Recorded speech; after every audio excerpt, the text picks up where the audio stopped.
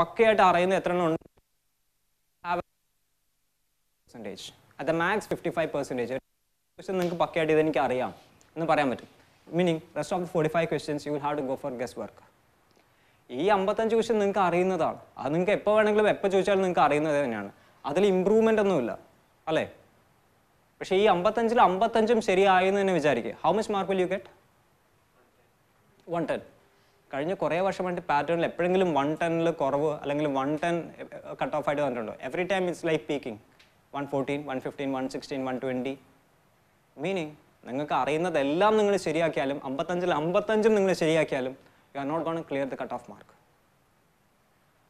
So why do you attend the test series? I have given you the clue. It's for the second part. അറിയാത്തത് എങ്ങനെ guess ചെയ്ത് improve ചെയ്യാം? That ability is a continuous improvement. How to make better guesses, how to make assumptions, how to make deductions, and how to eliminate the wrong things. So that is something that you have to improve. And let me tell you very clearly, like you should have a minimum number of attempt of more than 85. 85-90 attempt ഉണ്ടായേ പറ്റൂ എന്തായാലും. And again think, നിങ്ങളൊരു 3 question എഴുതിയിട്ട് 2 തെറ്റിയാലും ഒന്ന് ശരിയായാൽ തന്നെ you are gaining at the end of the day. So have that guts. അറിയില്ല എന്ന് പറഞ്ഞാൽ നമ്മൾ ടോട്ടലി വിട്ട് കഴിഞ്ഞാൽ ചിലപ്പോൾ 1/2 മാർക്കിനൊക്കെ ആയിരിക്കും. I mean that's something which I committed. I miss my first prelims by 0.6 marks. So ഒരു ക്വസ്റ്റ്യൻ ഞാൻ if I had shown the guts to answer that, I could have cleared the prelims which costed me like 1 year. So one question can cost you 1 year. So have that guts and try to attend as many test series now from now onwards to improve this capacity. നിങ്ങൾക്ക് അറിയുന്നത് എഴുതാനേ അല്ല, നിങ്ങൾക്ക് അറിയാത്ത നിങ്ങൾ എങ്ങനെ guess ചെയ്യും?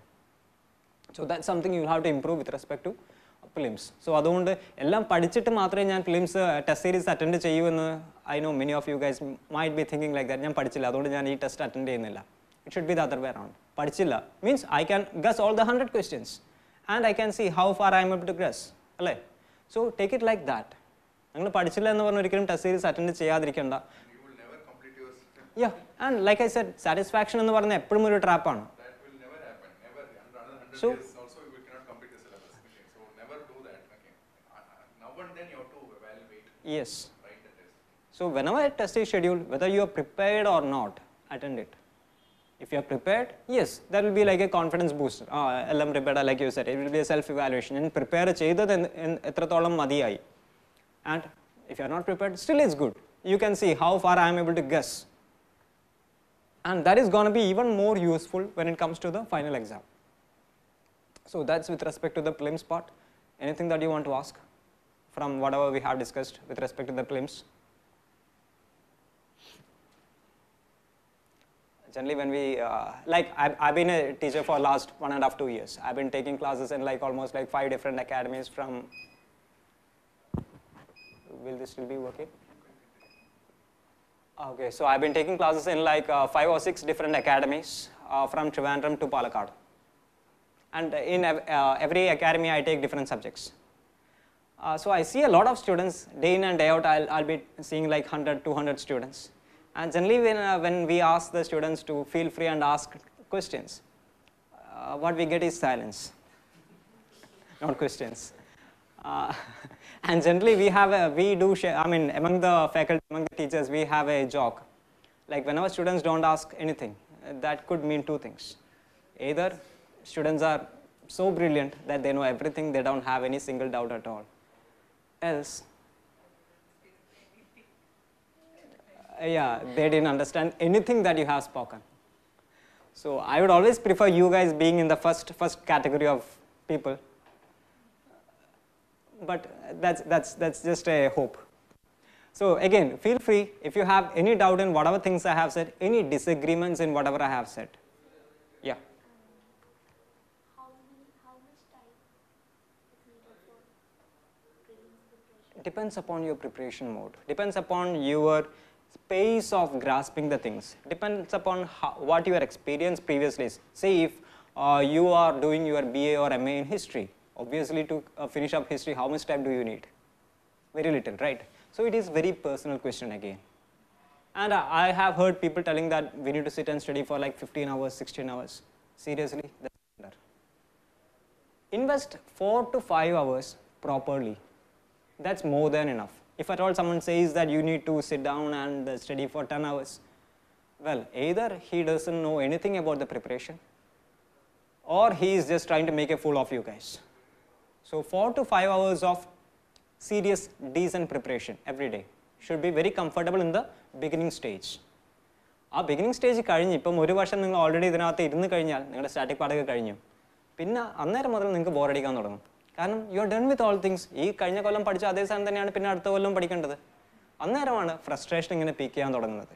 ഒന്നും ചെയ്യാനുമില്ല, എന്നാൽ എല്ലാം ചെയ്യാനുള്ളതാണ്. ബിക്കോസ് ക്ലിയർ ആയിട്ടില്ല ഇതുവരെ. അപ്പം ചെയ്യാനുള്ളതൊക്കെ ഇനിയും ബാക്കിയുണ്ട്.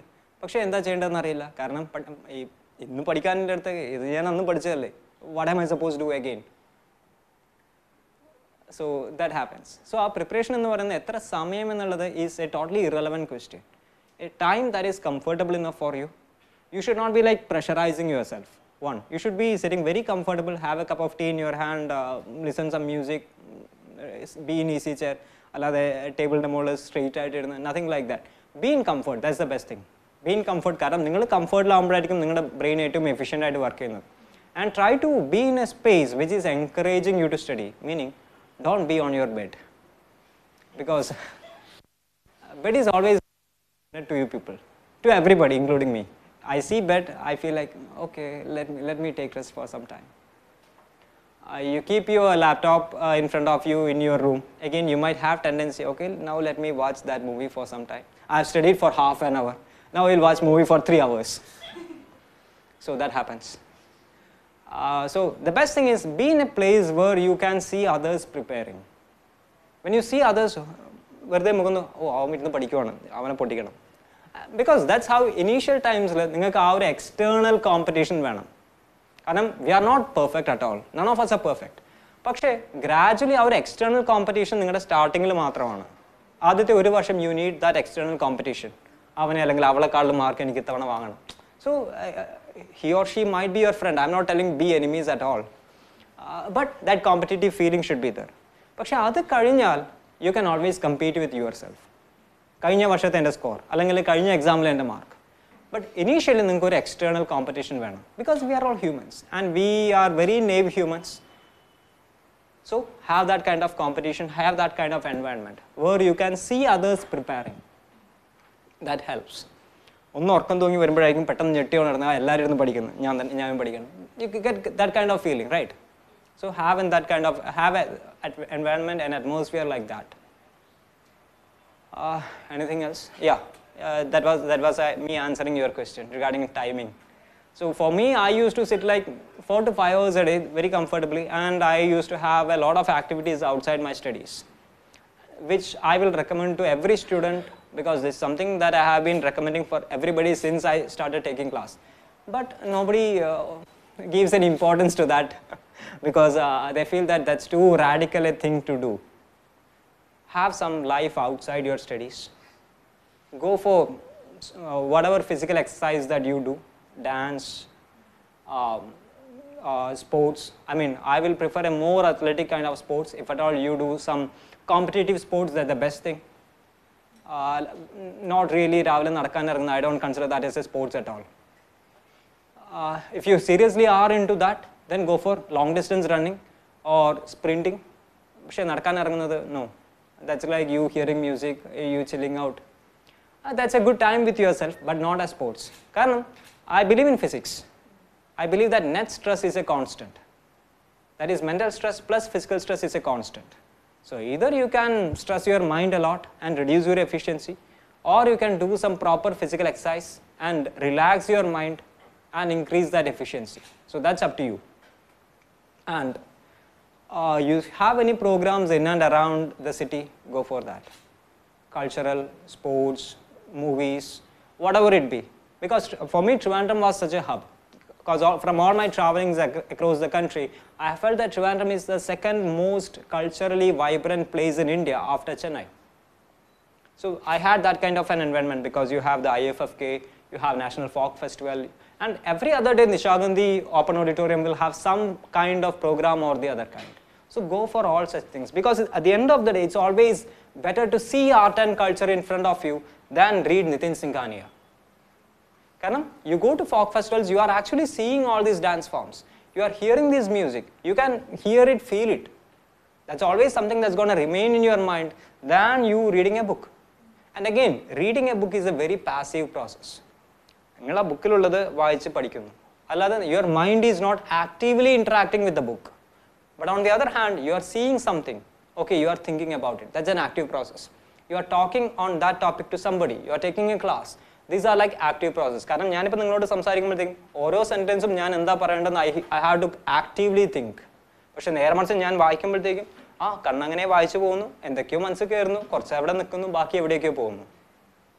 So, always be actively involved in your activities.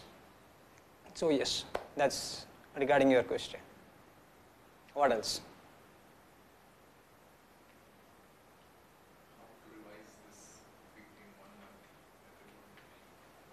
Have broad timetables. Like, don't micromanage yourself. ഓരോ മണിക്കൂറിനും വേണ്ടി അല്ലെങ്കിൽ ഓരോ ദിവസത്തിനും വേണ്ടി ചെയ്യാതെ ഒരു 2-3 ദിവസത്തിന് ഒരുമിച്ചെടുത്ത് plan it.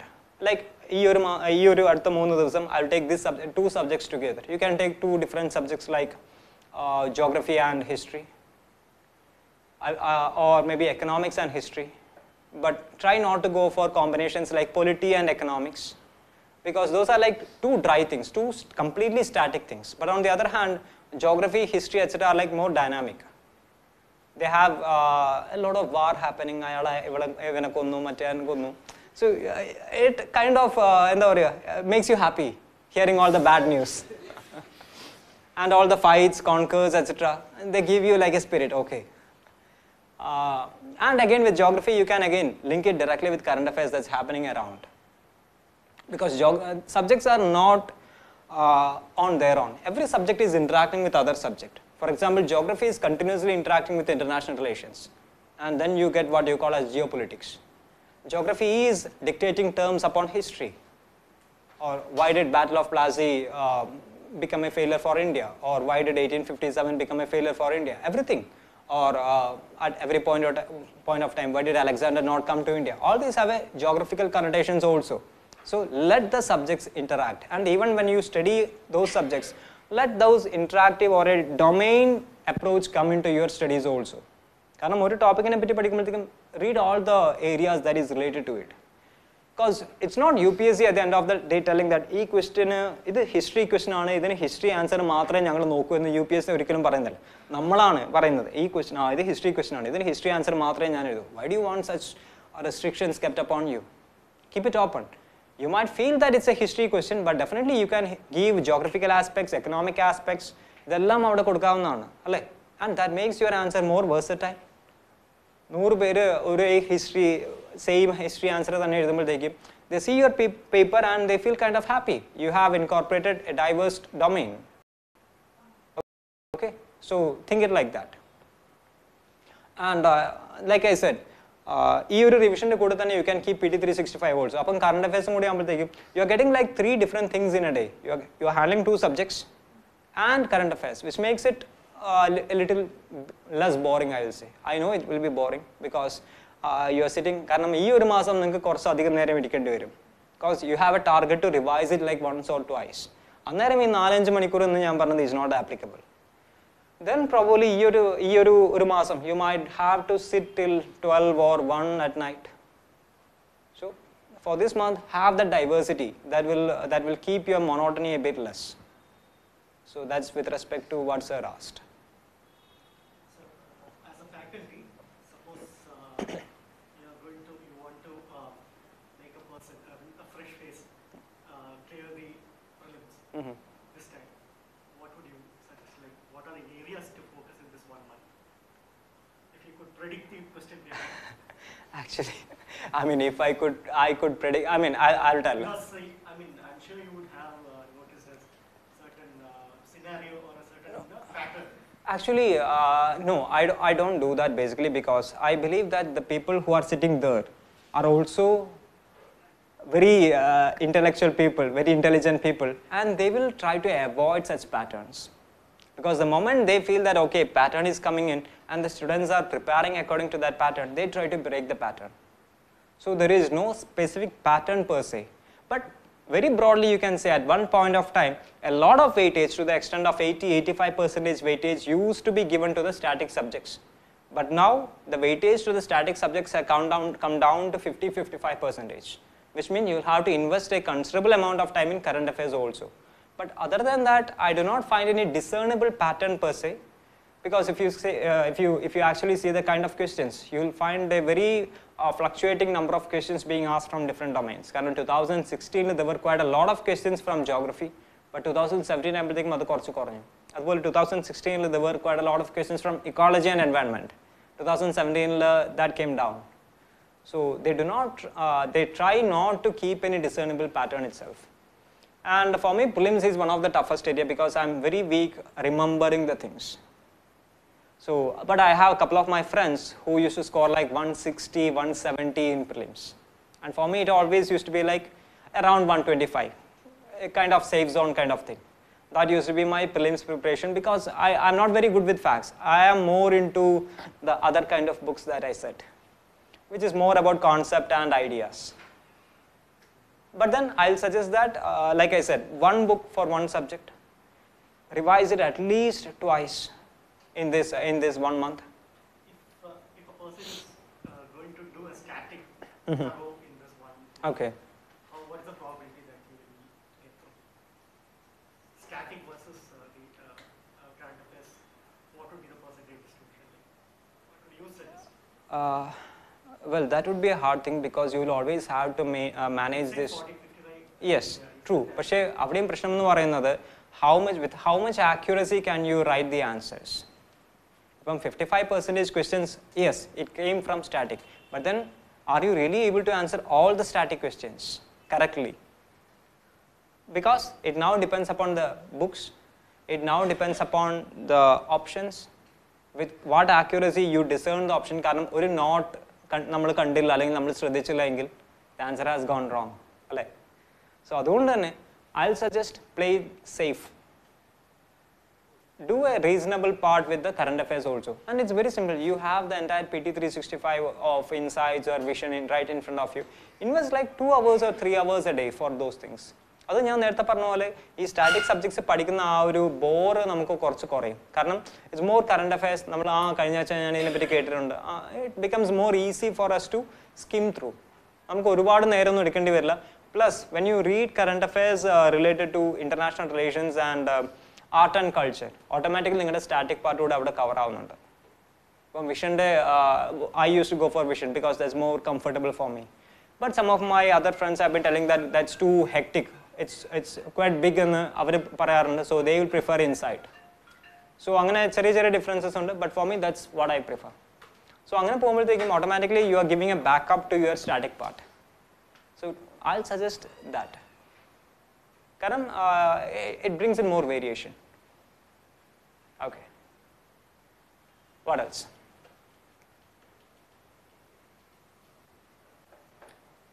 So, is that comfortable with the prelims part? Anything else that you want to ask? Yeah. Four options. രണ്ടെണ്ണത്തിൽ doubt വരാം, ചിലപ്പോൾ മൂന്നെണ്ണത്തിൽ ഡൗട്ട് വരാം. സോ അങ്ങനെയുള്ള കേസിൽ അത് അറ്റൻഡ് ചെയ്യണോ അതോ വേണ്ടേ? എത്രമാത്രം Go for your gut feeling. -1 ഇപ്പോൾ ഒരുപാട് ഇതാവും. അതാണ് ഞാൻ പറഞ്ഞത്. ഇപ്പം നിങ്ങൾ 3 എണ്ണം ഗസ് ചെയ്തെന്ന് വിചാരിച്ചു, അതിൽ 2 എണ്ണം തെറ്റിയാലും ഒന്ന് ശരിയായാൽ മതി, നെറ്റ് പോസിറ്റീവ് ആയിരിക്കും അല്ലേ? And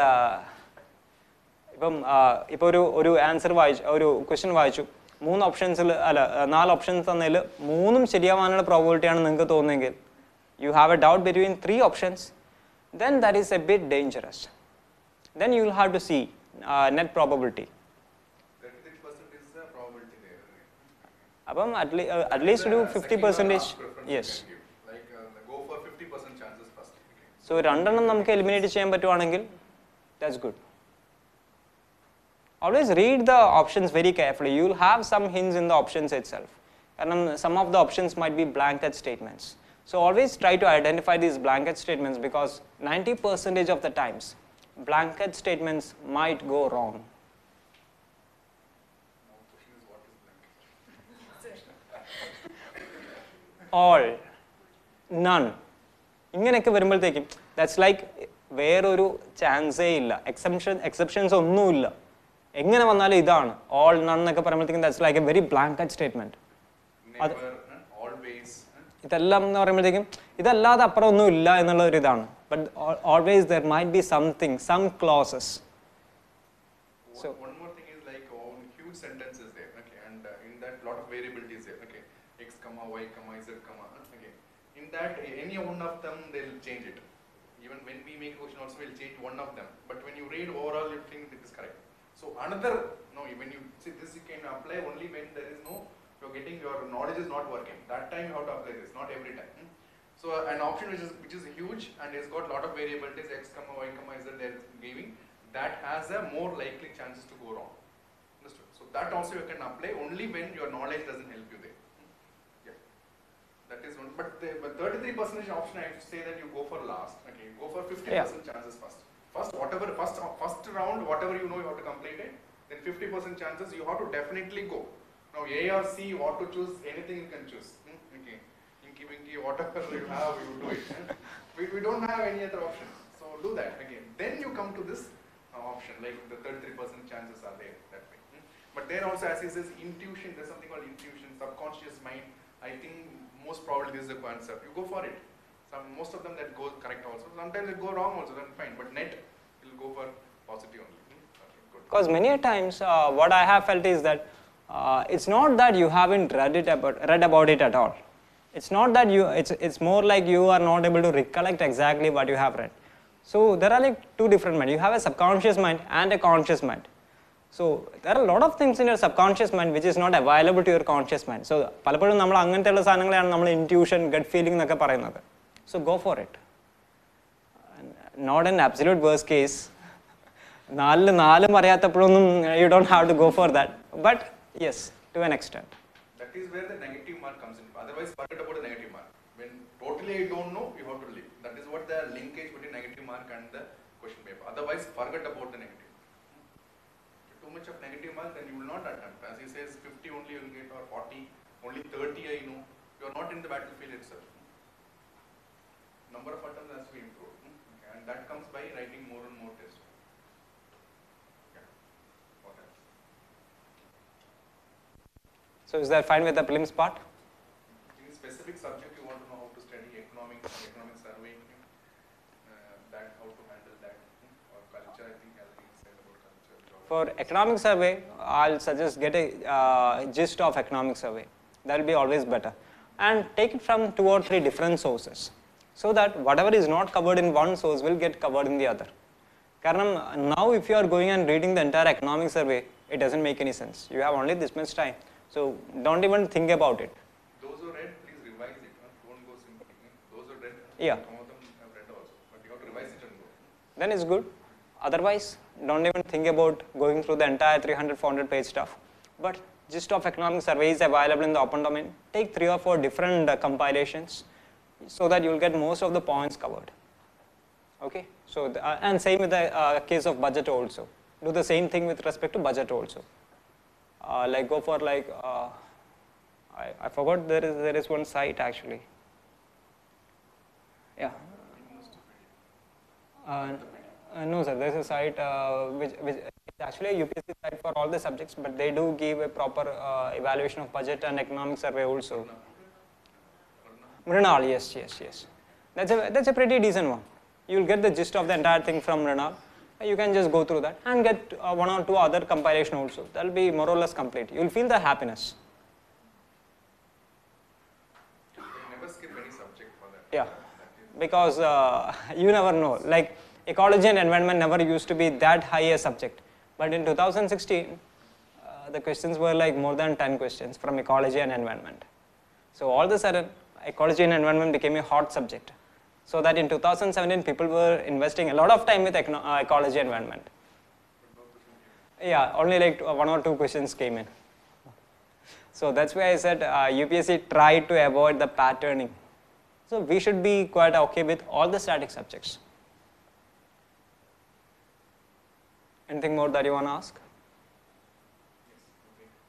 Did you invest more time in environment ecology, anticipating that there will be more questions from No, environment? it's more like this is a subject, just every other subject. I should treat this equally, with equal importance to all other subjects. So I take one book. For me, it was I directly had the book of Shankar Ganesh in Ecology and Environment. I read that book. That's done. For me, that's done. It's okay and over. So that's why I said one book for one subject. Revise it. Because there are like hundreds of books available if you want. And a question can come from anywhere. So it's always better to have one book, get it done with. The question is related with being Indian Forest Survey is being combined. So can we anticipate more questions? That is not correct. Okay. UPSC doesn't, even though that is equally important, okay, never, anticipation and emotion both has to be avoided in UPSC. Like last time they was asking current affairs, this time was current affairs. Or last time they did not ask history, this time history. That is not our job. Our job is to read the subjects and go. Okay, so I like geography very much. I'll read geography 24/7. That emotion, okay, remove that. Okay, anticipation, that will come, remove that. Okay, equal treatment, study and go. That creating questions, UPSC's job. Now leave that to them. You prepare and go. Like it's very simple. If you can anticipate it, UPSC can anticipate that you are anticipating. If at all there is one topic where there is some pattern, that's science and technology, where you might invariably get a question from defense and space. Otherwise, I feel that there is absolutely no other area where questions do come like that. Okay. So when your memory is not too strong, what was the approach you took to prepare? Try to keep it one as much as conceptual. And I am a person. When it comes to names in history, I'm very bad at it. But I love stories. I remember the stories, but I forget the names. So what can you do? You can keep some sort of names which is resembling to somebody whom you know. That's one thing. And you altogether try to have a parallel storyline. You never watched the serials when you were a kid, right? That's the problem.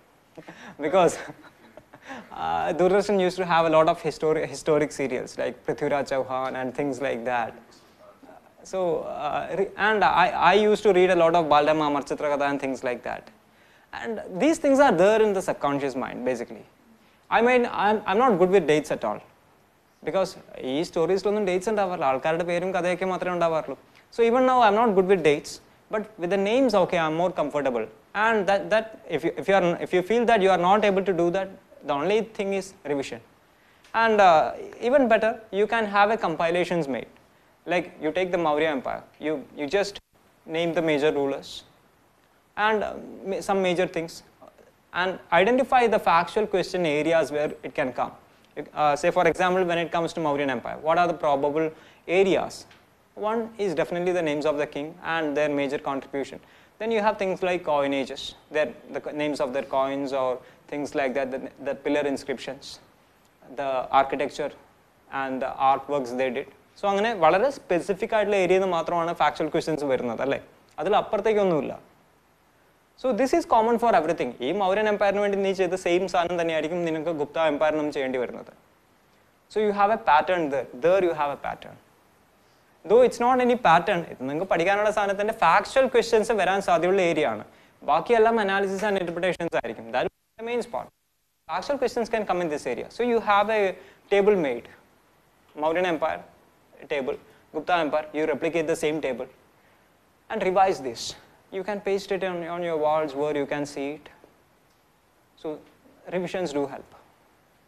You can have revisions and then like I said, if you still find it difficult to remember certain names, link it with something that is more acquainted to you.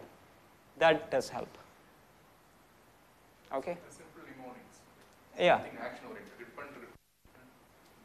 understood. Something everywhere required. Something mnemonic, your own, not necessarily your own, your own. Exactly. Something that you can bring from your daily life or connected with the name of your neighbor whom you don't like. So things like that, they do help. Okay? So just one, out of curiosity, is the option distribution equal just in case? I have no idea. Actually, there are a lot of speculations going on ever since the optionals began. But I guess there is no point speculating things. And I have no idea regarding how that weightage is done. Some say scaling gets done. Some say there is nothing like scaling. No, I'm asking about the number of options, I mean, questions and option ratios. I mean, say option A has 25%, 25%, 25%. Oh, okay, prelims options. That will be 25% mostly. That's because I want to be, in the safer zone while guessing. Okay. That model doesn't work Because when there is no negative mark, that time this can be applied. Like I exhaust all my known questions and everything. Then I check, like for example, will that work is my question. Like he has marked more C. no, D is, no, no, D no, is, no, no, D no. has got 25. So Absolutely this is, no. I can go for D No, more. absolutely no. There won't be anything that, because I have prepared, I used to prepare the questions, and this is something which I try to avoid. I'll shuffle it. So, and there the questions gets prepared by multiple persons. So if imagine I am the same person who is putting the entire 100 questions, there is a probability that I might have some subconscious affinity to A or B. But now you are getting the questions from different people. Different people have different affinity conditions. So some might be liking A more than B, so they will prefer A to be the right answer. But then now you are combining and shuffling it. It all gets shuffled out. Okay.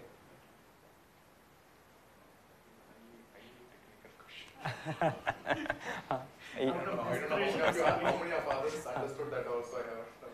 It's out of desperation. No, it's okay. I mean, you have been preparing for a while? No, actually I'm going to be age over, so that's a desperation. No, like generally people start preparing for UPSC like by 21, 22. And some even start right from the school days. But again, there are a lot like us. I mean, I started thinking about UPSC when I was like 25, 26. That's when I was working. So yeah, that's okay. That's perfectly fine. The point is we make a good effort. And if that effort is proper, you will never feel regret. There was this study that was done by CMU, Carnegie Mellon University. It says that when your time comes to die, 95% of people regret over the things they did not do than over the things they did.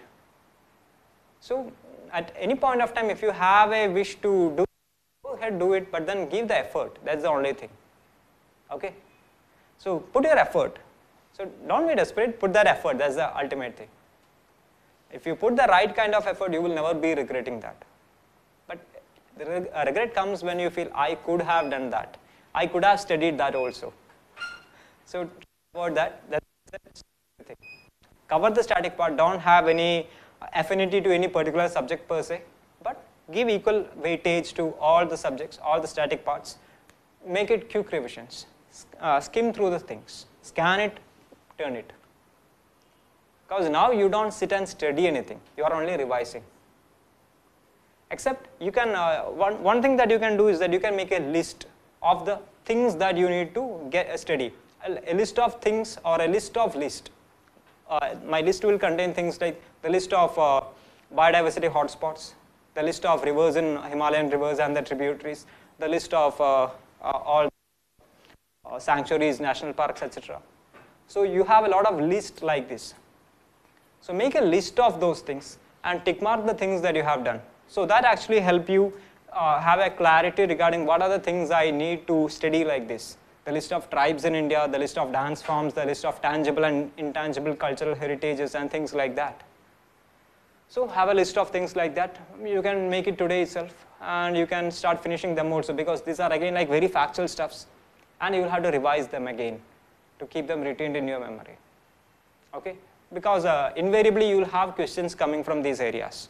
Every year you will have questions regarding rivers or some of the other sanctuaries or biodiversity hotspots or things like that, threatened species, vulnerable species, etc. So these are the things, they will come for sure. So get it done. Yeah, around 25 questions you can bring in this list. Yeah. The soil types, tribes, and even you can actually take the Indian geography, break it down into various areas, and then study the hill stations and all such things in those regions. So these are the list of the list. So make it, finish it, and give enough time for revision, because these are very dry factual stuffs. Okay. What else?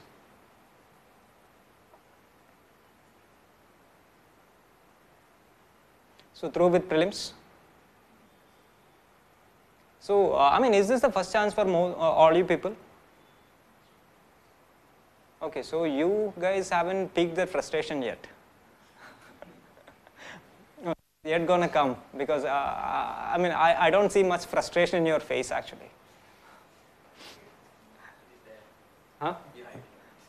No, you can't hide it basically. That frustration will actually reflect upon your face if that frustration is really peaked. Because I have seen it. Okay. How do you maintain your consistency? It's like one day you're like 100% efficient, other day all you do is only reading newspaper. Okay, so average it out. Average it. One day like you could also sit for 10 hours. Why do you want to do that? That's my question in the first hand. You could. You shouldn't. That's the idea. You should always maintain that consistency. That's a deliberate process. That's why I said 4 to 5 hours a day, because that's consistency. And this 4 to 5 hours should be could be including the 1 hour for newspaper, and rest 4 hours for your studies per se, revision, studies, whatever it is. And the remaining time, that's why I said have a life outside your books. Sports, athletics, movies, cultural festivals, whatever it is, travels, photography, whatever your hobby is, don't stop it. I'm preparing for UPSC, I don't have time for hobbies. No, shouldn't be like that. Actually, it should be the other way around. Now that I'm preparing for UPSC, I'm sure that I'm going to be frustrated like hell a lot. I should have proper vents to exhaust my pressure, else I'm going to burst. It should be exactly like a pressure cooker. Like it's like anybody who tests UPSC is like a pressure cooker, be that the students, be that the teachers, be that the faculty, be that the organization. UPSC in ആറ് തൊട്ടാലും അതൊരു pressure condition ആണ്. Okay. But these kind of competitive sports, they you say, they demand energy, right? And Definitely. You have energy. so you like you can't focus on the next day. No. You'll be tired. Probably 1 or 2 days you will feel that. You might be having intense body pain. But when you do that on a regular basis, I'm not asking you to play like for 3 hours, 4 hours a day. 1 hour. 1 hour of proper intense sporting activities. Preferably in early morning or in the evening. So that what happens is that once your pressure is high, you will start losing your sleep. But on the other hand, imagine you are having a proper physical exercise in the evening. Your body will be tired and you will sleep. And that will be a proper deep sleep. In the morning you will be awake, you will be quite fresh, you will be happy. But on the other hand, ആകെ പ്രഷറായി ടെൻസറായി ഉറങ്ങാനും പറ്റുന്നില്ല, പഠിക്കാനും പറ്റുന്നില്ല. അങ്ങനെ നിങ്ങൾ ഉറങ്ങുമില്ല, പഠിക്കൂല, രാവിലെ എഴുന്നേൽക്കുമ്പോഴത്തേക്ക് ആകെ ഉറങ്ങാനും പറ്റില്ല, തലവേദനയായി. Getting the point. Training, Missouri training or any training, why do they have morning jogging, yoga? It's a part of training. I have seen this. That is what life. It has to be part and parcel. And again, definitely don't do physical exertions when the sun is right on top of your head. That's why I said either early in the morning, preferably before 6, or in the evening, preferably after 5. And that should be very consistent. It's not like you do it one day, then you don't do it for next 1 month. Even on the day before your prelims, you can actually go and do it, because you will get a proper sleep. And you can't go and write an exam without proper sleep. Because at the end of the day, your brain should work. And without sleep, without enough oxygen, without enough energy, that's not going to happen. And even plan your diet accordingly. Because it's hot, it's summer. So have diet that's more of fluid, that's more of cooling rather than heating you up. So preferably I would suggest that you keep out of red meat. And if you really want to have non-veg, try for lean protein non-veg, things like that. So that's my personal suggestion. And in the night when you are about to sleep, maybe you can think about having a glass of warm milk or something like that. Again, that helps proper sleep. What else? So I would seriously suggest have a proper exercise regimen also. Helps.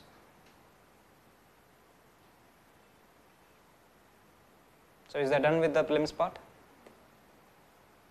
Anything more? Okay.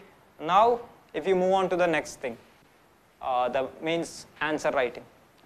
What are you guys from? Arts and Science group or engineering group? Science, okay. How many from engineering? You guys are going to suffer. Because the only thing I remember writing from engineering is numbers. And in my 6 years of engineering life, maybe I had like 4 years BTech and 2 years MTech. 6 years of engineering. No. Not that I had a year lows or anything like that. So basically from my 6 years of engineering life, I can barely think about like 3 or 4 papers where I had to write. And even there, I can just point 1, 2, 3, 4, done. Again, 1, 2, 3, 4, done. This is the kind of writing I am used to. Except that I used to be a freelance writer for certain newspapers. That used to be more of a kind of hobby. So അതുകൊണ്ട് തന്നെ അത് എഴുതുമ്പോൾ ഒരിക്കലും നമുക്ക് time pressure ഇല്ല. I can take like 1 week and write an article. Nobody is going to question me why I took like 1 week. But here you don't have that liberty. You have to finish the answer. You have to finish it in the given space, generally like 2.5 pages to 3 pages. 3 sides basically, not pages per se. You have the marks, that is very clear. So നിങ്ങൾ ഒരുപാട് തന്നതിൽ കൂടുതൽ മാർക്കൊന്നും നിങ്ങൾക്ക് തരാൻ പോകുന്നില്ല. Maximum marks you can get is like 50% mark for an answer. And if you are exceptional, you will get out of, say, if the question is out of 12.5 marks, which is the normal pattern, you might get like 7 marks. That's like if you are exceptional with that answer. And an average mark will be like, average mark for a good answer will be like 4 to 5. And average mark will be like 2.5, 3. You saw the cutoff, right? Cutoff I forwarded you. How much was the mains? In the category? No, mains. How much? 1,000 something. Okay, out of 1,750. Cutoff was high, I think. Including interview? No, that's including interview, sir. Including interview. Excluding interview, it's like 809 or some 809 or something like around that. 50%. Okay. Yeah, it's around 50%. Total mark is 1,750. That is what cutoff is. That is the person who is clearing that is inside the list. Yeah, 809. Out of 1,750. So that's less than 50% basically. And also they have 10% in each subject. Each paper you also have to get 10%. Okay. Then additionally we have qualifying papers of English and Malayalam also. Yeah. That is 33%, 30% and 25%. Yes. So those are like fine. Otherwise you should commit something that drastic not to get qualified in the qualifying papers. Malayalam English എല്ലാവർക്കും അത്യാവശ്യം അറിയുന്ന papers അല്ലേ, ആരും അറിയാത്തതായിട്ട് എഴുതി പരിചയമുള്ള ഇല്ലാത്തതായിട്ട് ആരുമില്ലല്ലോ. So it shouldn't be a big deal for you guys at all with the qualifying papers. With the GS papers, like I said, it's always about having a perspective. Imagine you are the evaluator. I'm giving you like 20 papers. These 20 papers different questions, 20, let's say 10 questions, 20 papers. This 20 paper you evaluate cheyyanam. Idile oru first paper, 5th paper, 10th paper, 15th paper and 20th paper. I am writing the same points in my answer. Same points, ditto the same points, nothing more, nothing less. Will all the people get the same mark? Who will get the most? First person, right? So, see, you gave the answer yourself. It's as simple. Write a factual answer to a question. നിങ്ങളായിട്ട് ഉണ്ടാക്കുന്ന facts അല്ലല്ലോ. The facts are something that is there in the open domain. You give facts, you give statistics, you give figures, you draw diagrams. ഇതൊക്കെ എന്താണ്? ഇതൊക്കെ open ഡൊമൈനിലുള്ള സാധനങ്ങളാണ്. അല്ലാതെ നിങ്ങളായിട്ട് ഞാൻ ഇന്നലെ കണ്ടുപിടിച്ച ഫാക്റ്റ് ആണ് സാർ എന്ന് പറഞ്ഞ് എഴുതാറുണ്ടോ? ഇല്ല. Which means നിങ്ങൾ എഴുതുന്ന ഏത് ആൻസറും ഈ ഒരു 4 സാധനങ്ങൾ വെച്ച് നിങ്ങൾ എഴുതുന്ന ഏത് ആൻസറും വേറെ ആർക്കും എഴുതാൻ പറ്റുന്ന ഒരു ആൻസർ ആണ്. Right? So your marks will also be accordingly. നിങ്ങൾ by any sheer luck നിങ്ങളുടെ പേപ്പറാണ് ആദ്യം കാണുന്നത് എങ്കിൽ you will be getting a very good mark. And imagine your condition if you are in the last of the pile.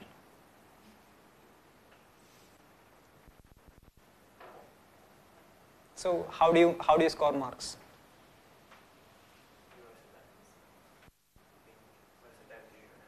Yes. How does that come?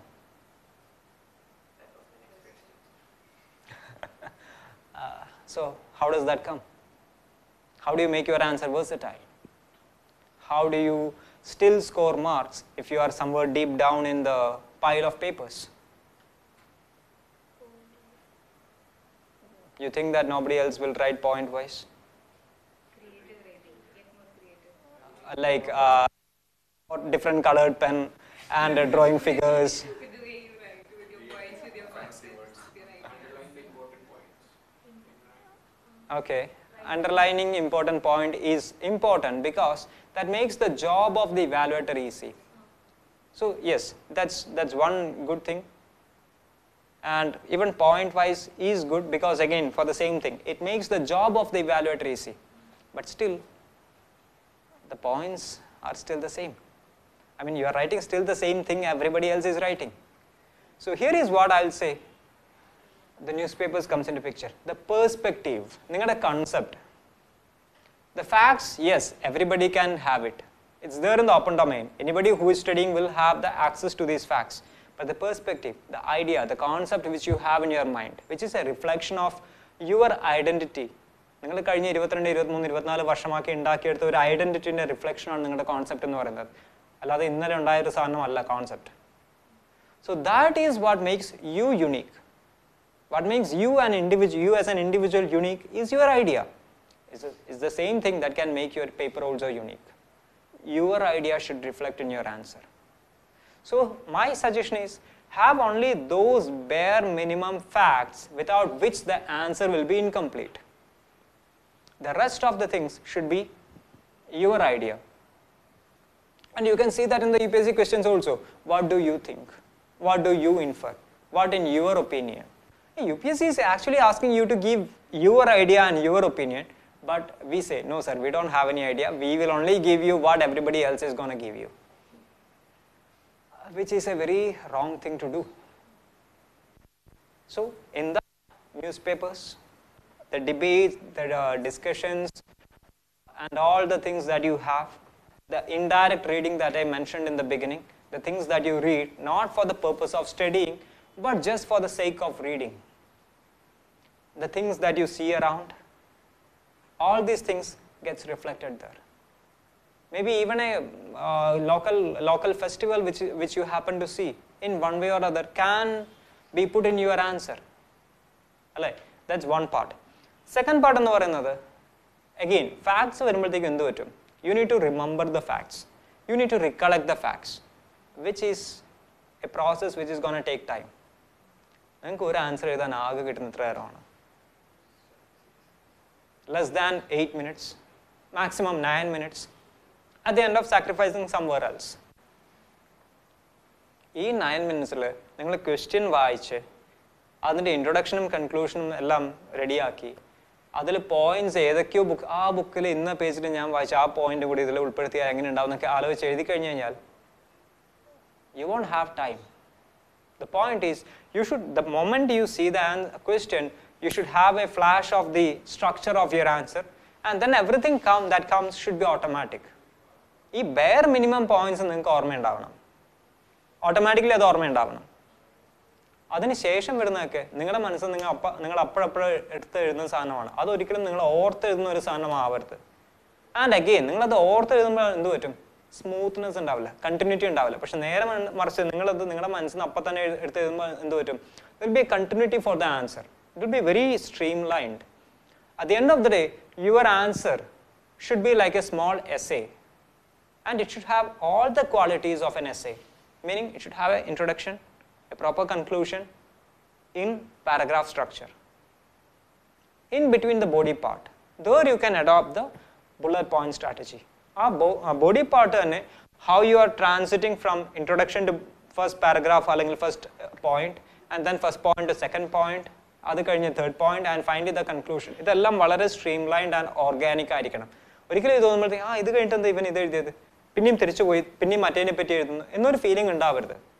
should be like, okay, this is very structured and this is very organic. Okay, done. And feeling conclusion. Conclusion page conclusion last sentence the evaluator should get the feeling that okay, the answer is over. So that is with the writing part, and for that it comes only with practice. So Bringing perspectives, you need to do discussions, right? So you need to read, you need to discuss, you need to debate. How often you used to do that in your preparation? Every other day. That's why you have the social media also. You don't like something, you debate upon it. You have social media which is like open like anything. Debate there. If you don't get anybody else to debate with you, debate in the social media. But even when you are debating there, make it very structured, very precise, point to point, and have a proper introduction and conclusion. Make it a practice. Okay? And whenever you get actually a platform for normal debating, just grab that platform. Don't even think twice. Don't even think about that. Second time, third time, you may not be good, but that is the starting. You grab the opportunity. A small peer group is formed. And you can have a group formed here itself. Once the prelims is over, form a small group. Maybe you can have like four different groups, and you can compete among each other. You can have a weekly winner, and the others can give a treat to the winner. That will again make your purse a bit boiled, so that you will feel next time I will not give the treat, I should buy the treat. So that kind of competitive words can also come in. So think like that. Use every way that will improve you. Okay. And again, I heard people telling that for every question there should be a figure drawn. It's a blunder. At some point of time, the figure was not there at all. Anneram aro parna pole unique aayittu, creative aayittu aro konduvannaanu figure ennu parna sadhanam. അതിനുശേഷം എല്ലാവരും അത് ചെയ്യാൻ തുടങ്ങി, which means the uniqueness is lost. വരയ്ക്കാൻ അറിയാത്തവനും വരയ്ക്കുമ്പോഴത്തേക്കും ഉള്ള answer കുളമാവുന്നല്ലാതെ ഒരിക്കലും നന്നാവുന്നില്ല. Like if you're exceptionally good in sketching and that too in very fast pace, okay, then it's fine.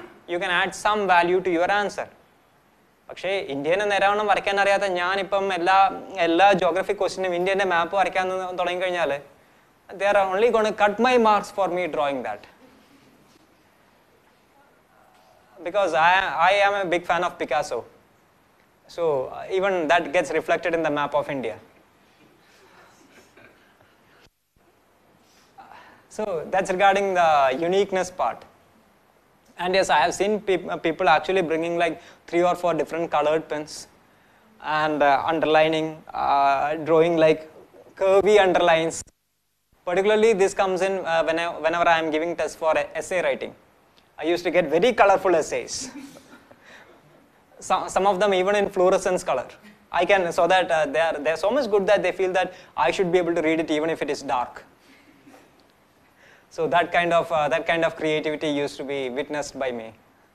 So you used to feel like giving more marks? No, I used to get upset like anything. I mean, I used to remind them that we are not in KG class. So make it very professional. നിങ്ങൾ എപ്പോഴെങ്കിലും ഹിന്ദുവിൽ ഏതെങ്കിലും ഒരു article, ഹിന്ദുവിൻ്റെ side ബോക്സിലുള്ള article ആരെങ്കിലും ഫിഗറൊക്കെ വരച്ച് കണ്ടിട്ടുണ്ടോ? Editorial എപ്പോഴെങ്കിലും എന്താണ് ഇന്ത്യയിലെ റിവർ സിസ്റ്റത്തിനെ പറ്റി പറയുവാണെങ്കിൽ, അല്ലെങ്കിൽ ഇന്ത്യയിലെ ഏതെങ്കിലും ഒരു ക്രൈസിസിനെ പറ്റി പറയുവാണെങ്കിൽ ഇന്ത്യൻ്റെ വലിയ മാപ്പും വരച്ച് അതിൽ ഇന്ത്യൻ്റെ ഓരോ റിവറിനെയും ഒന്നും അണ്ടർലൈൻ ചെയ്യാറില്ല. If it is absolutely necessary, ഇപ്പം കാവേരി ഡിസ്പ്യൂട്ടിനെ പറ്റി നിങ്ങൾക്ക് പറയുകയാണെങ്കിൽ, yes you can maybe if you want you can draw the south Indian part, ഒരു വി മാത്രം വരച്ചാൽ മതി. അതിൽ just you identify the states and draw the river in a very simple manner. With pencil. That's enough. But it should be clear enough. You can have an HB pencil with you, fair enough. but it should not be anything more than that. So that is why I said the facts, the figures, the statistics, this should only be the bare minimum things without which the answer will be incomplete. Anything more than that is a factual overburden.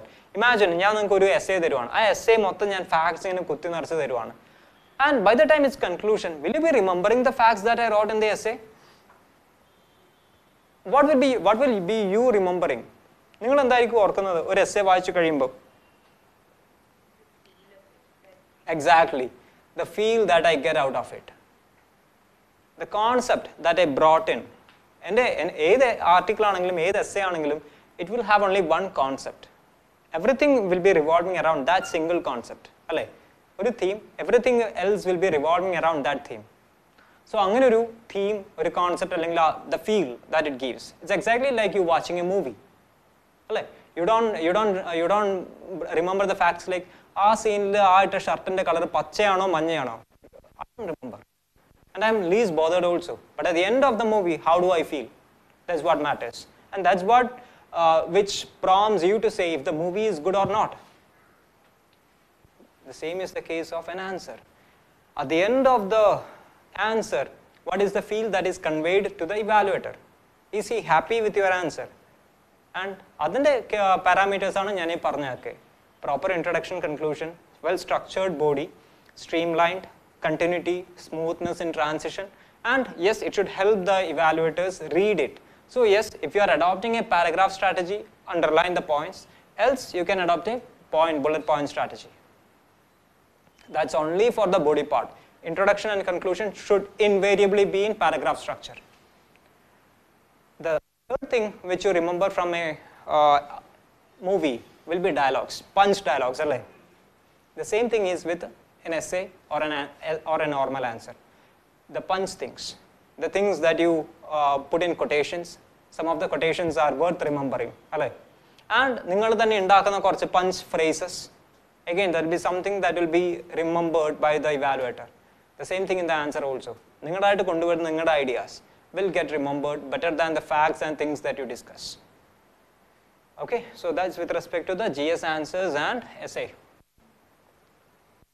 So now anything that you want to ask regarding the mains writing? And again, like I said, it's a mains എന്ന് പറയുന്ന ഒരു continuous improvement process ആണ്. Like I said, ഇപ്പം I never had the habit of writing in a prescribed time limit. അതുകൊണ്ട് തന്നെ I had no idea what my writing pace was, how I am going to finish the answer. ഒന്നിനെ പറ്റി എനിക്കൊരു idea ഇല്ലായിരുന്നു. So I had to write answers.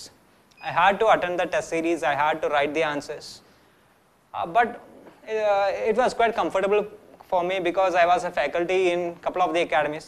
So I can walk into the academy at any point of the time I want and I will take a test series. That makes me even more comfortable. എനിക്ക് തോന്നുന്ന സമയത്ത് ചെയ്താൽ മതി. If I am busy someday, I will postpone it to some other day, simple. But I do it. And that is a self-evaluation process. എത്ര percentage ഞാൻ complete ആക്കുന്നുണ്ട്, എത്ര answers incomplete ആണ്, ആൻഡ് ഓരോ ആൻസറിനും മാർക്ക് കിട്ടി, എന്തുകൊണ്ട് എനിക്ക് കൂടുതൽ കിട്ടിയില്ല. That's like an evaluation process again. Okay, so anything that you want to ask regarding the mains part now?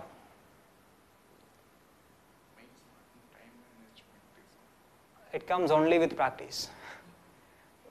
Just practice and get the entire idea on itra time il itra answers ennulladu ninge crystal clear ആയിരിക്കണം.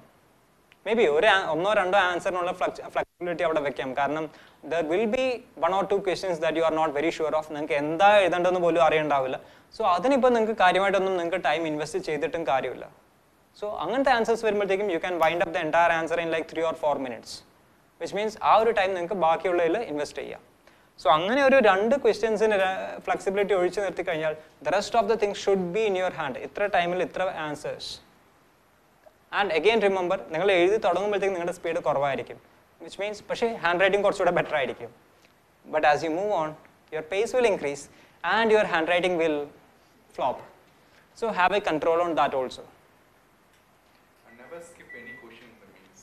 At least 1 mark is also getting. Go for it. എത്ര അറിയില്ലെങ്കിലും Something right about it. ഇപ്പോൾ UN-ന്റെ ഏതെങ്കിലും ഒരു ബോഡിന്റെ ഏതെങ്കിലും ഒരു ഫംഗ്ഷനെ പറ്റിയാണ് ചോദിക്കുന്നതെങ്കിൽ at least right about UN. But that is a management. I am not saying that you have to write that way. If you don't get the knowledge part, no, managing the question. Okay. Something you know, something you can create and write it. Okay, when you don't have any knowledge part, there you are managing. There something about that you are writing, and never skip any question because you're getting 0 when it is totally blank. If you written something, 1, half, everything counts. And this part is generally good for engineers. Like I have a lawyer friend.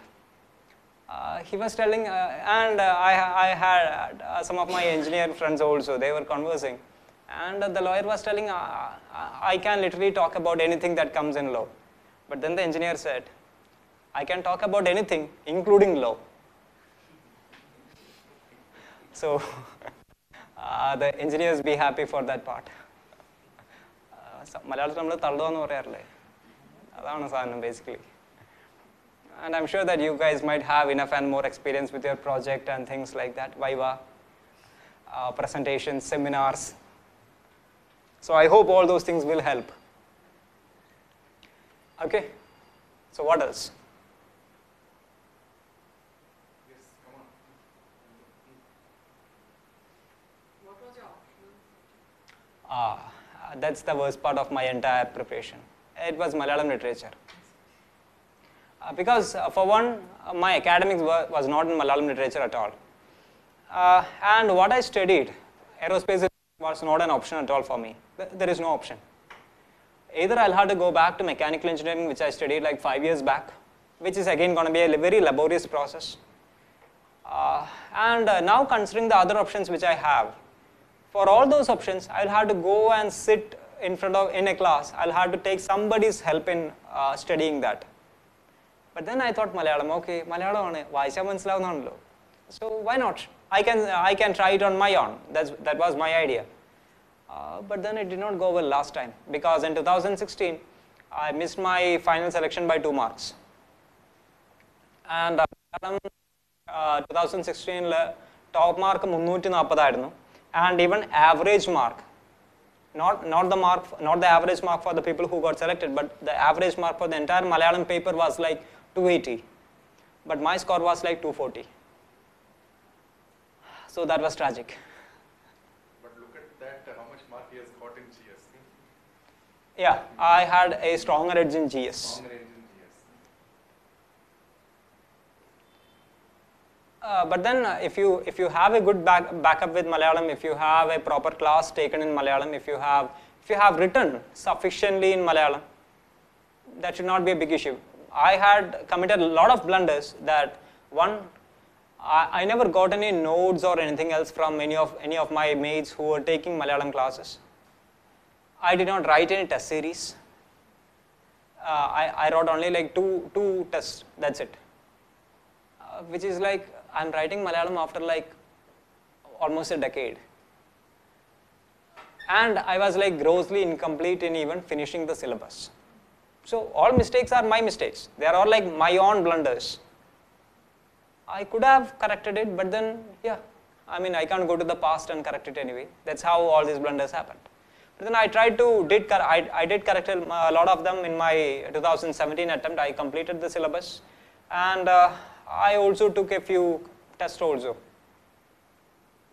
So that's with the optional. Generally, optional used to be the strong area for most of the candidates. It's very rare that you find somebody who is not strong in their optional.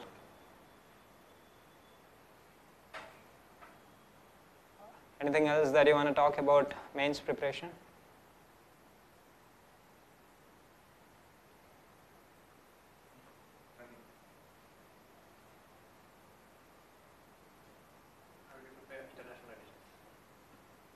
Current affairs. International relation invariably comes from current affairs, but not the factual questions. You have to analyze it. Again, like I said, the facts are already there in the public domain, but then you make theories of your own and you try to validate those theories. So that comes from having the background knowledge in current affairs. So have that background knowledge in current affairs set, and then you start writing on it. That's why test series will now help. When you write an answer, the question is not a direct question. The question is an indirect one. Now, how that the facts you have learned in current affairs will fit in this answer? That's one part. Secondly, how do you give the analysis of that? Analysis ഒരിടത്തും ഉണ്ടാവില്ല. ഒരു material നിങ്ങൾക്ക് analysis തരാൻ പോകില്ല. They will only give you facts. Now based on that facts, you will have to analyze that in a logical fashion, and your analysis should again be supplemented by a certain course of events. That is where international relation is really interesting. കാരണം നിങ്ങളുടെ analysis ശരിയാണോ എന്ന് അറിയാനുള്ള സാധനവും നിങ്ങൾക്ക് current affairs തന്നെ കിട്ടും. കാരണം something happened, you analyze it, the consequence of that, ആ something happened എന്നുള്ളതിൻ്റെ consequence will actually validate if your analysis is right or not. So അങ്ങനെ സെൽഫ് എക്സ്പ്ലനേറ്ററി ആയിട്ടുള്ള ഒരു സാധനമാണ് IR. That makes it all the more interesting. But have a flair for IR. Analyze it your own. Okay?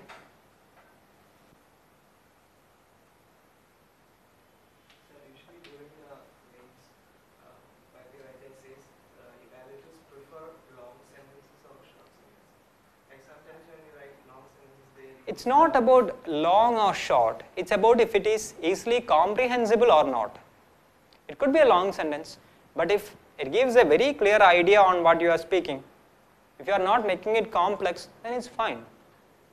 So don't bother about the length per se, but bother about the legibility and the clarity of the idea that's being mentioned in the statement. Because there's a very fundamental difference between something being complex and something being difficult. Being difficult is fine, but being complex is not fine at all. Simple.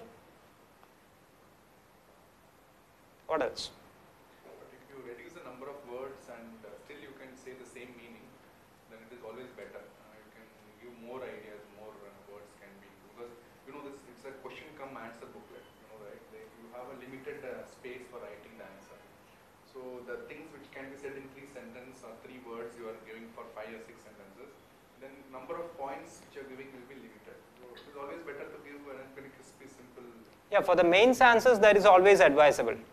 I was telling more with respect to the essay part, because if you are really good with the language, you can actually play with that. So then if you are having some very beautiful sentence, it's okay to keep it, even if it is a bit long.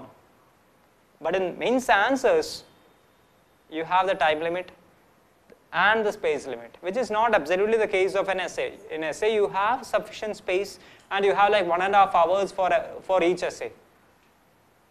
And again, when you are writing an essay, I'll suggest that out of, you have 3 hours and you have 2 essays to write. Take 15 minutes in the beginning for each essay to identify or to make a structure of your essay.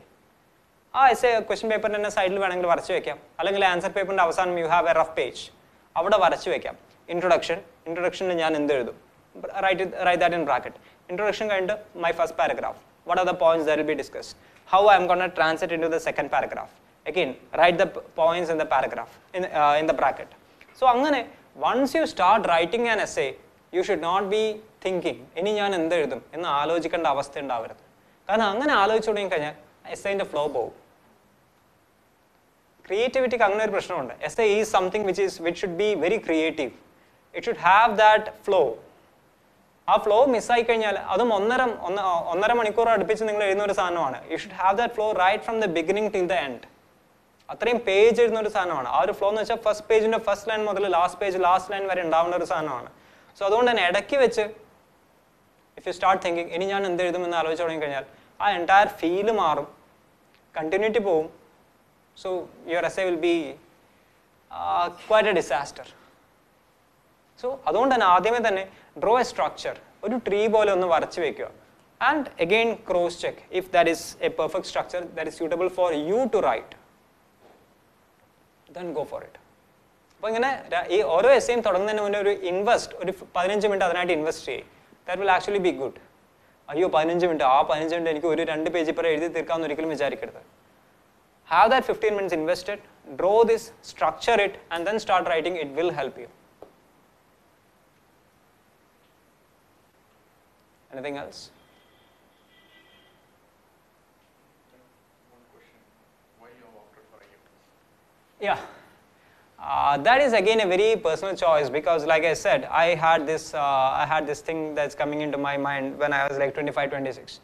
That's when I was working. I was in corporate. I was working in the Larsen & Toubro Defense and Aerospace Department. So what happened was that every time we used to have an international defense deal, it used to be mediated by the people in foreign service and defense service. And I got to interact with the foreign service people a lot. And then this thing slowly started coming into me. I mean, why not this as a career? Because this is not something which I had while I was a student. Like, particularly, I am coming from Kannur. So, Malabar Bhagatinte ippozhum oru prashnam ennu vechayal, I want prashnam ennalla, we are not that exposed. Ippam Thiruvananthapuratho allengil Kochiyilo kittunna aa oru exposure orikkalum thaale Malabar bhagathekku പോകുമ്പോഴത്തേക്കും നമുക്ക് കിട്ടാറില്ല.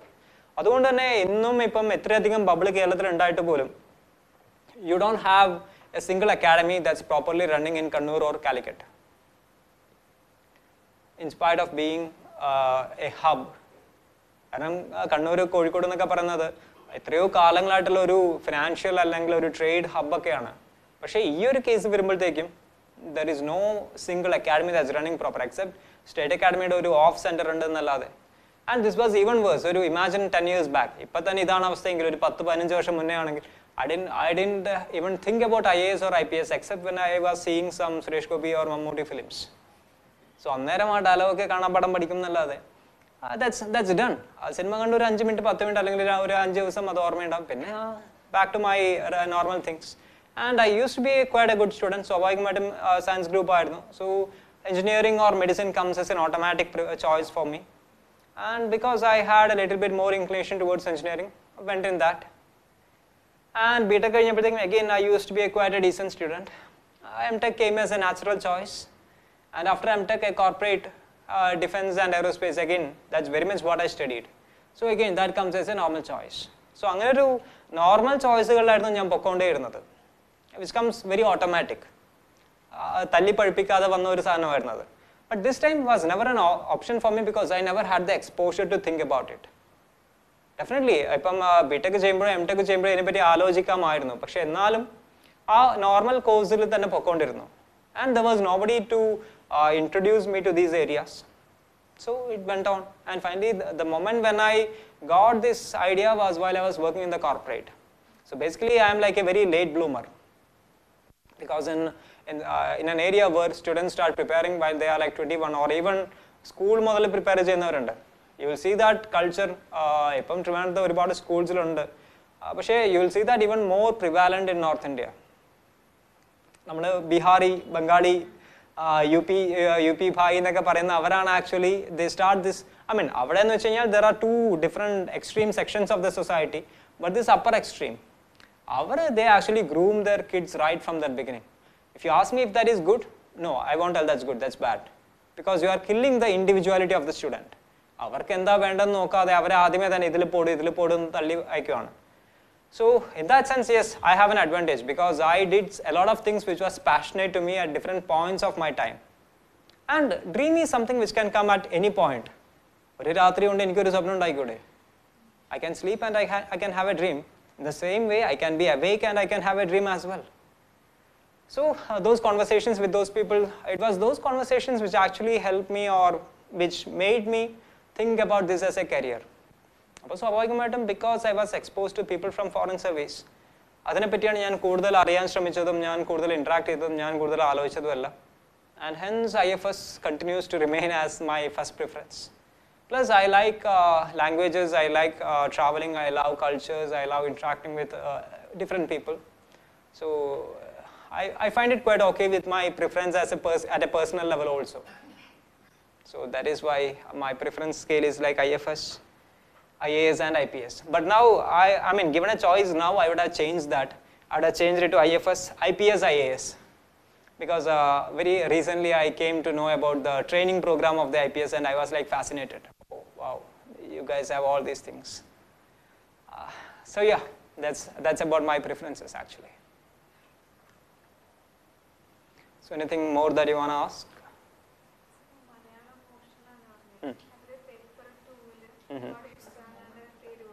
Okay. Criticise ചെയ്യുന്ന or critically evaluate ചെയ്യാനാണോ? Okay. Last time I did not. ഞാൻ 1-2 ബുക്സിൻ്റെ ആദ്യ page വായിച്ചു, എനിക്ക് ഇഷ്ടപ്പെട്ടില്ല, ഞാനിത് വായിക്കുന്നില്ല എന്ന് പറഞ്ഞ് ഞാൻ ആദ്യം അങ്ങ് മാറ്റി വെച്ചു. But this time I realized, okay,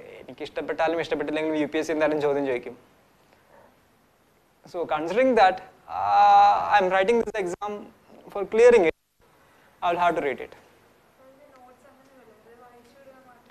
I notes but towards the fag end, I had a close group of my friends who were preparing Malayalam literature itself.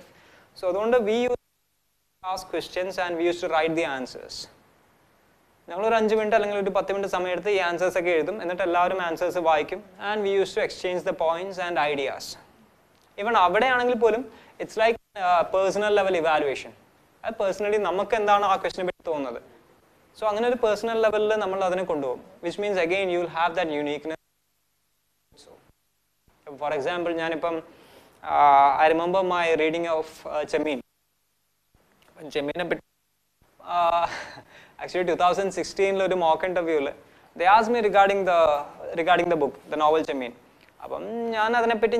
Caste scenario of proletarianism, how the caste clashes were, how a caste-based society was transitioning into class-based society. That is the interpretation. But the people who were sitting in like that at all, like very conservative people, they were like, no, this at the end of the day, this is like a love story. You did not mention that. I mean, that's like a very cliche thing. For me, that's more like a Tagari and a radical writer.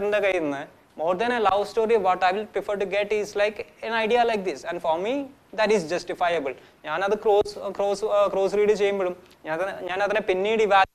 I feel that what I said is right. But there is one danger of literature. People will have different reads. You write literature. You write evaluator. There is every chance that you might not really score. But then that's a risk that you have to take. You can keep it simple. You can keep it simple. You can keep it simple, but good enough. Malayalam decent Malayalam.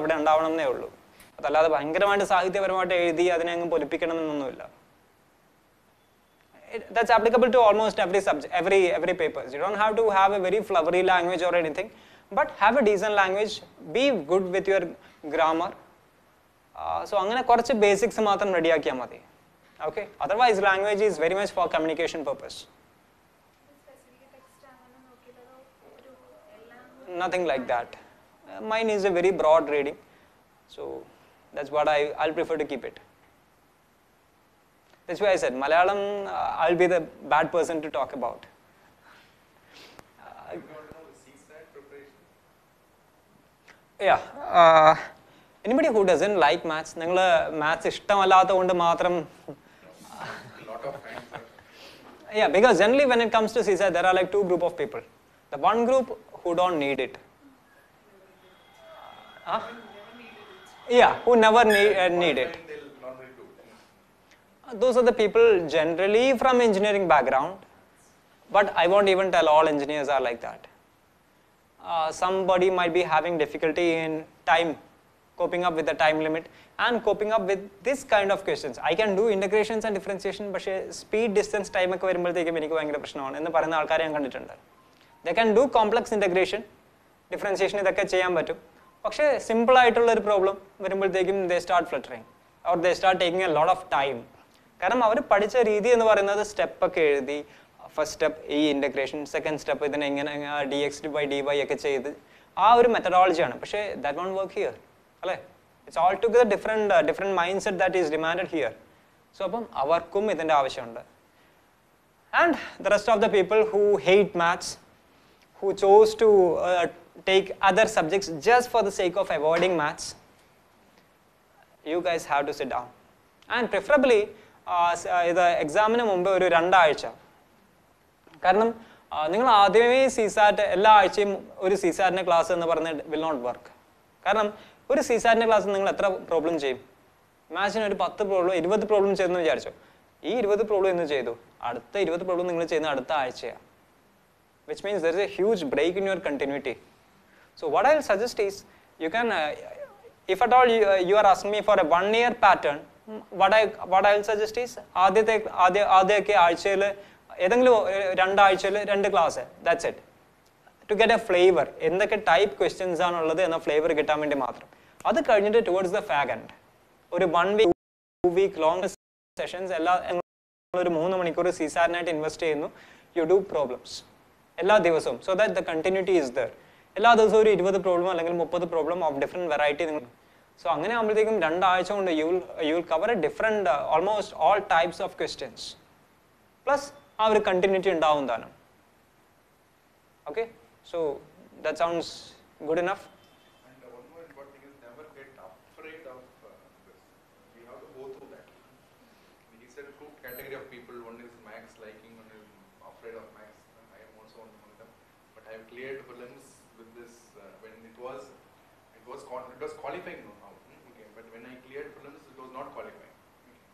So I did it by practicing only. So remove that fear that it has got a lot of varieties. English passages there, logical reasoning is there, data interpretation. So a lot of stuffs are there. So play on your strength, and now it's just 33% means 66 mark you have to score. At the same time, take it seriously also. The other people who feel that I am good in maths also take it seriously, qualifying.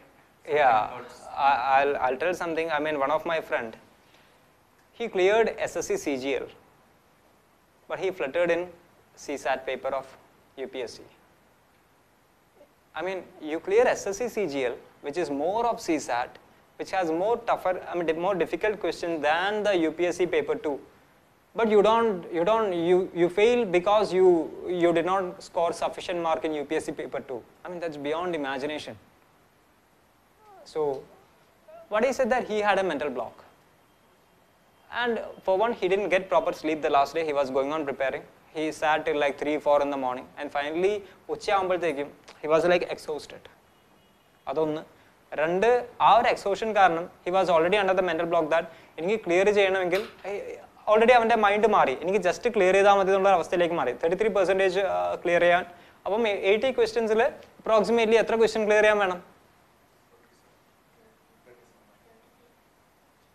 അത് percentage number Number of questions. 80 questions അല്ലേ ഉള്ളൂ. 2.5 marks. So basically he kept a target of 30 questions. ഞാൻ 30 questions എഴുതാൻ പോകുന്നുള്ളൂ എന്ന target ആണ് അവൻ വെച്ചത്. അപ്പം first അവറിൽ 15, second അവറിൽ 15. But what happened was that he was too much tired that he could clear only like 10 questions in the first hour. So half bellന്റെ ഇത് വന്നപ്പോഴത്തേക്കും he got panic. പിന്നെ എഴുതിയത് മൊത്തം തെറ്റാൻ തുടങ്ങി, answers കിട്ടാതായി. So all these things started happening. So the point being, even if you are that good in math, there are times where you might be under pressure when you don't perform. So do write a series even for those people. നിങ്ങൾ class എടുക്കുന്നില്ലെങ്കിൽ വേണ്ട, prepare ചെയ്യുന്നില്ലെങ്കിൽ വേണ്ട, പക്ഷേ at least test എഴുതണം. And കാരണം അവിടെയും U have A strategy. ഇത്ര മണിക്കൂറിൽ ഇത്ര സാധനം ഏത് ഞാൻ ആദ്യം എഴുതും. For people who are bad with math, start with English, reasoning, data interpretation and then come to maths at the last. So that ഇതൊക്കെ നിങ്ങൾക്ക് പെട്ടെന്ന് എടുത്തു കഴിഞ്ഞാൽ നിങ്ങൾക്ക് മാത്സിന് സഫീഷ്യൻറ്റ് ടൈം കൊടുക്കാം. Never start with thing which is weaker for you, because you will start taking excessive time. At the end of the day, depriving time for other questions and not scoring good enough in these questions also. Okay, so devise a strategy, and in that again the test series will help. So is that fine? Any more questions on any of these that you want to ask? So can you say something about the interview preparation? It's fun. Sorry? It's fun. Can you elaborate? Because for me, I mean, what do you think about me from whatever little time we have been talking? Yeah, and I love talking. I love conversations. I love meeting new people. And I have no inhibitions even if I am meeting a person for the first time. I can talk with as much fluency as that I have with any other people that I am talking. So basically, meeting an interview panel is as comfortable for me as it is meeting a few friends of mine. But just that those people are a bit old. So the only thing is that you have to give a bit of respect. And they demand it because those are the people who are coming from eminent walks of life. They have given a considerable part of their life to whatever thing they are serving. And they are all like quite 60, 65, 70, 75. So overall, give them a bit of respect, and otherwise have the confidence. And again, the same thing that I said with the essays and answers. Don't have any fact. Be natural, be impromptu. ഞാൻ ഇതിൻ്റെ answer ആ fact ഇവിടെ കൊണ്ടുവരണം. Don't even think about that. Speak what is there in your mind, which will make the entire conversation spontaneous, which will not have any time lag. But the moment you start thinking about പറഞ്ഞത് ഇവിടെ കൊണ്ടുവരുന്ന ആലോചിക്കാൻ തുടങ്ങിക്കഴിഞ്ഞാൽ there will be time lag. അനാവശ്യമായ time lag. That will make the entire interview so boring and so factual. Would you like to read or hear somebody talking facts and figures to you, or would you like to hear somebody talking stories and ideas to you? What will you love? And they will also love the same thing. They are also normal humans like you. They are not like superhumans or aliens. Right? So that's the only thing. But be logical. Be ready to justify your stand if you are taking a stand. And if at all you don't know something, have the courage to tell, I don't know. That's something which I did not have in the beginning. There actually mock interviews did help. Karanam, I was having this idea that I should not tell I don't know. I know everything and I want to prove him that I know everything. But then that's a very wrong thing. I'll tell you something which happened this time in my interview. There were two questions which I don't know, and I told them within like 1 second that I don't know. The advantage is that one, I'll get more time for other questions. And the other thing is that I'm not beating around the bush. In a written answer, you will always have the liberty to do that. Tallam. Oru prashnamilla. Pakshe നേരിട്ട് നമ്മൾ ഒരാളെ കാണുമ്പോഴത്തേക്കും you are giving so less time to impress that person. You are getting so less time to impress that person. അന്നേരം തള്ളാൻ തുടങ്ങിക്കഴിഞ്ഞാൽ he will overall feel that ഇവൻ മൊത്തം fake ആണ്. So that will be the feeling that you will be giving that person. So don't do that. And for me, one question was this regarding the Ayushman Bharat scheme. He asked me what the scheme is. I said what the scheme is, everything. He suddenly asked what are the subcomponents of the scheme. I suddenly went blank. I immediately said him, sorry sir, I don't know. He said that's fine. And then another question came in. The question was actually regarding the messages which Kerala can give to the rest of India. And one of my points was regarding the environment protection and things like that. He suddenly asked, what is the carbon emission of Kerala in metric tons? Like no idea. I said, sorry sir, I don't know. He was laughing and telling, even I don't know. You don't have to know everything. They're like very chill people. And again, let me tell you very clearly, like if prelims or mains ennu parayunnathu elimination aanu sherikum. Pakshe interview ennu parayunnathu, they are trying to help you perform to the best possible because they want your potential. Weaknesses alla avaru nokkunnu avade. Your potential. And you as an individual, if you are good, if you have the logical mind, if you have the clarity of thought, if you have the conviction more than everything. It's very simple. So the first person to have a belief in whatever you are speaking should be yourself. So that is what is very important, to have conviction. If you don't have conviction, you won't have confidence. And if you don't have confidence, well, you are gone. So have conviction, that will bring confidence, and the confidence even to tell, I don't know. So that's something about the interview and importance of taking mock interviews. For me, this was a very important part of me improving by taking mock interviews. The courage to tell, I don't know. But at the same time, you can take certain guesses with their permission. If you feel that, okay, I can guess this, but I'm not sure. You can tell them, sir, if I may be permitted to take a guess, and you can take a guess. No issues with that. But tolerate.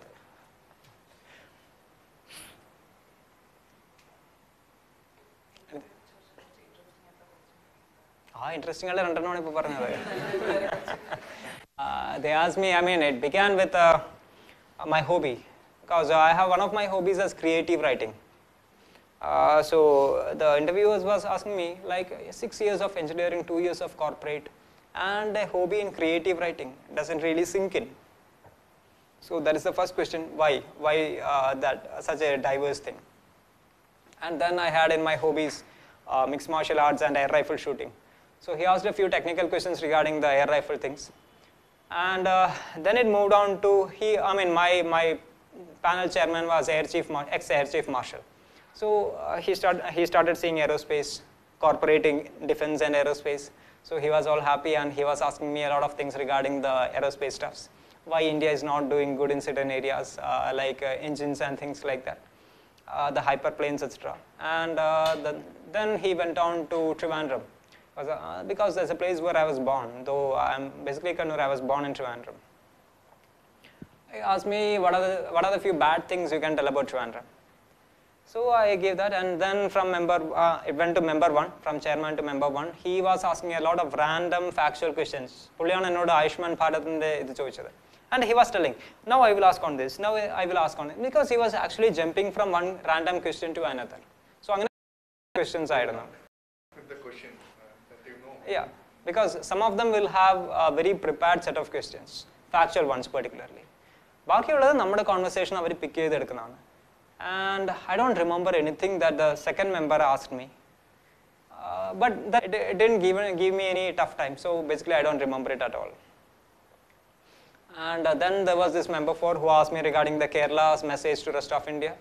And there were a couple of hypothetical questions, like if say you are placed as a DM in this particular place and there is some issue, how will you tackle that?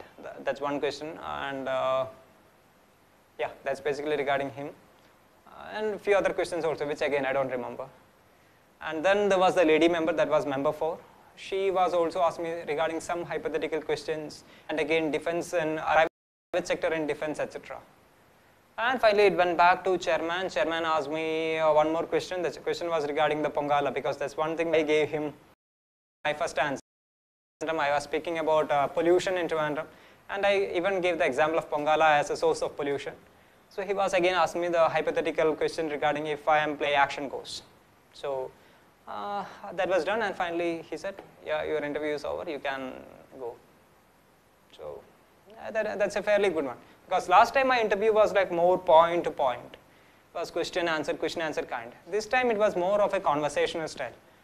Last time also my interview marks were pretty good, because my marks were highest in my panel, and the panel highest marks are nanded. But overall my panel did not give much marks at all. 178 was the highest mark my panel gave in the whole interview process. But this time my mark is like 193.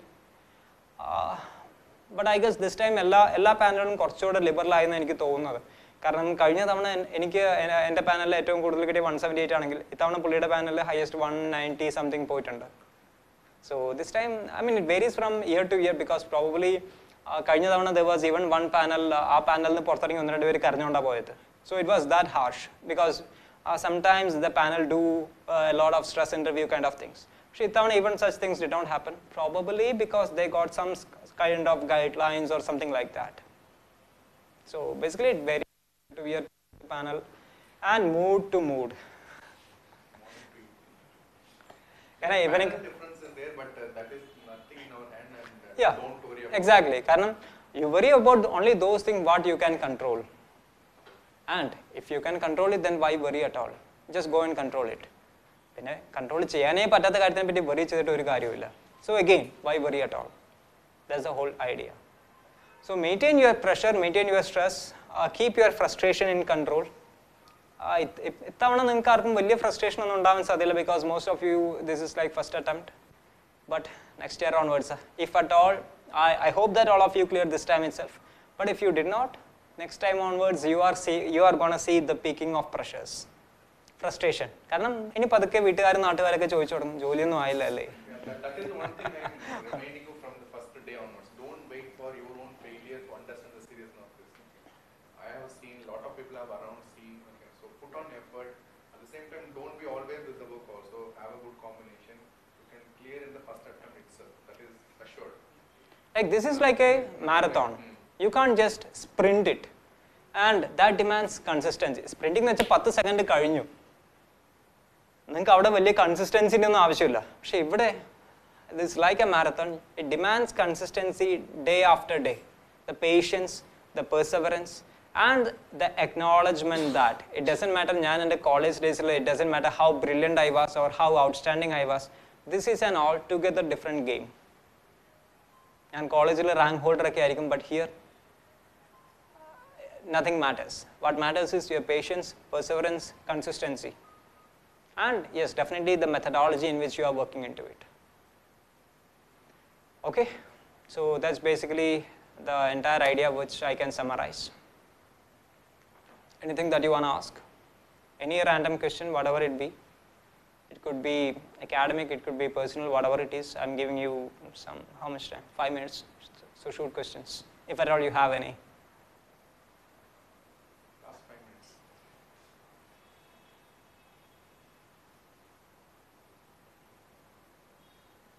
You should have come prepared with questions.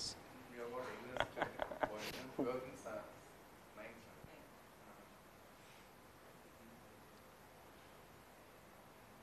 Jasmine. So all cool? Okay then, so I guess that's me talking about my few experiences. Summarizing. Yeah. Okay. So enjoy and have fun, that's the idea. Have fun, that's very important. Don't be always serious. I see you. Okay, have a combination. Okay, that's the message you have to carry. Okay, so a small momentum from the group. Thank you. Thanks, Yeah. Sathish, for coming here in a Pleasure, short sir. notice and a long journey from Trivandrum. We were supposed to get at 3:30. Yeah, my train was supposed to be like 3:30, but then it got delayed till 5:15 in the morning. So, yeah. And it comes this much late. Okay, so long journey, that is thing. Always he had a long, everything he was long. So wonderful human being, humble, simple. Okay, on short notice when I call also he'll come. Okay, he has been always like that. And helping anybody who go, no, he'll be helping. So that way he is great. So wish him a great career in Indian Foreign Service and posted in very good place. Thank you, sir.